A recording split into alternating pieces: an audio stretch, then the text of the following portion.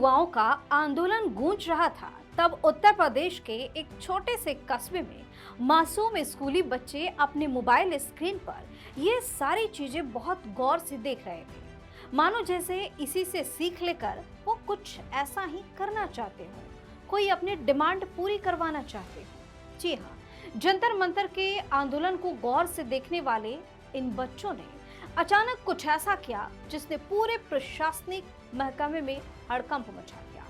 अब तक जो बच्चे किताब के बोझ तले दबे रहते थे, जिनकी जनरेशन को जेन अल्फा कहा जाता है, वो अचानक सड़कों पर उतर आए।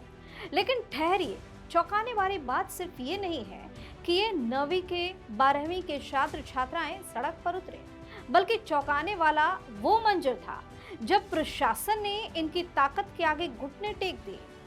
और जानते हैं क्यों?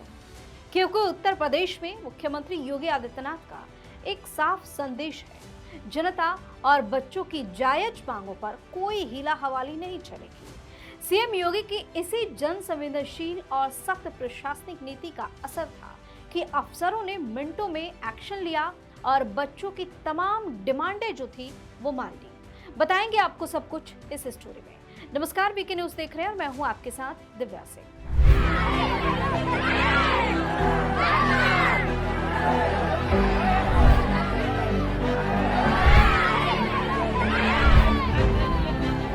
दरअसल ये पूरा वाकया पूर्वी यूपी के फतेहपुर जिले के सर्वोदय इंटर कॉलेज किशनपुर का है।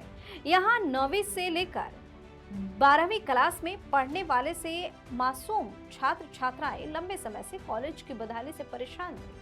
क्लासरूम में ना तो बिजली थी, ना ही उमस भरी गर्मी से राहत पाने के लिए पंखे, पीने के साफ पानी तक कोई व्यवस्था नहीं थी और मिड डे मील से लेकर बैठने की मेज कुर्सी तक सब कुछ बदहाल था। बच्चों का आरोप है कि जब भी बच्चे अपनी फरियाद लेकर जाते तो उन्हें फेल करने की धमकियां बार बार दी जाती कि अगर इस तरीके से शिकायत लेकर आओगे तो तुम्हें फेल कर देंगे।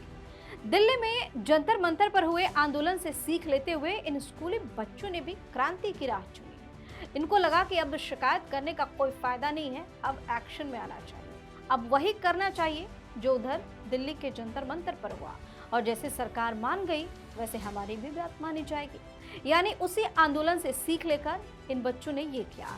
बच्चों ने क्लासरूम में ही रंग बिरंगे कार्डबोर्ड पर पोस्टर बनाए, अपनी मांगे लिखी, हाथों में बाबा साहब भीमराव अंबेडकर की तस्वीरें ली और क्लास का बहिष्कार कर सड़क पर आ गए।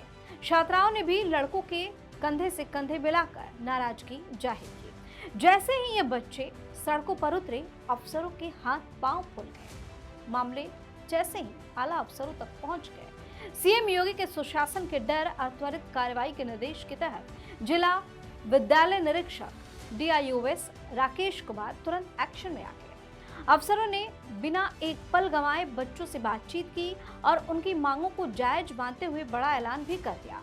अधिकारियों ने लिखित में दिया कि हर क्लासरूम में कल तक 4-4 पंखे लगा दिए जाएंगे, बिजली की वायरिंग भी ठीक होगी, 1 महीने में नई डेस्क बेंच आ जाएगी, वाटर कूलर का भी आप लोगों को प्रयोग करने को मिलेगा, वो भी लगाया जाएगा, मिड डे मील का मेन्यू भी बदल दिया जाएगा।